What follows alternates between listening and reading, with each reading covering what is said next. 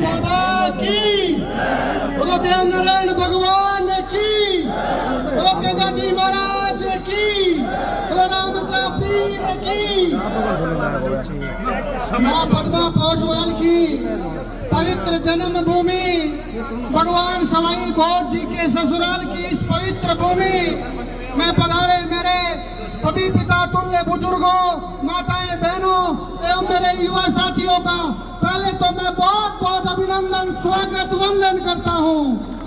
साथियों, जिस प्रकार का इस कुआड़ा के भैरू बाबा मेले का पूरे राजस्थान ही नहीं पूरे देश में आप सबके संगठन से, आप सबके सहयोग से जो नाम है, मैं निश्चित रूप से मेला कमेटी के तमाम साथियों का और इस ग्राम पंचायत का बहुत धन्यवाद करता हूँ कि आपने इस मेले को पूरे देश में प्रचलित करने का काम किया है। साथियों, मैं मेरे मंच के सामने बैठे सभी युवा साथियों से 2-3 बातें कहना चाहूंगा कि आप सभी युवा साथी जीवन में एक संगठन के साथ, जीवन में एक प्रतिज्ञा लेकर आगे बढ़ो।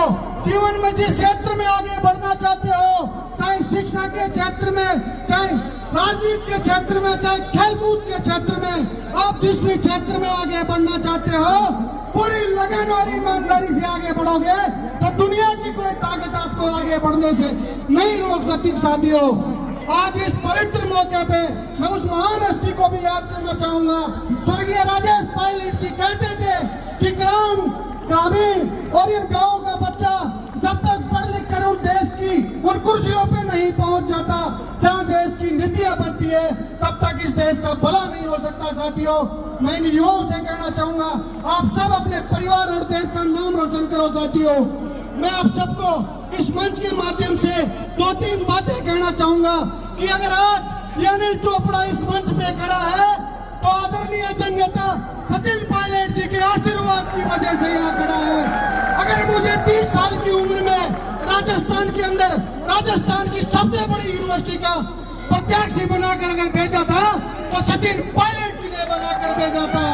अगर सचिन पायलट जी ने उनका आशीर्वाद रहा और जयपुर ग्रामीण में अगर आप सब बुजुर्गों का, माताएं, बहनों का सेवा करने का मौका मिला तो आप सबको इस मंच के माध्यम से आश्वस्त करता हूं कि आपकी देश की सबसे बड़ी पंचायत के अंदर आप सब युवाओं की और किसानों की आवाज बड़े मुखरता से रखूंगा। हमारे किसानों की बातों को देश की सबसे बड़ी पंचायत में बड़े दम के साथ रखूंगा।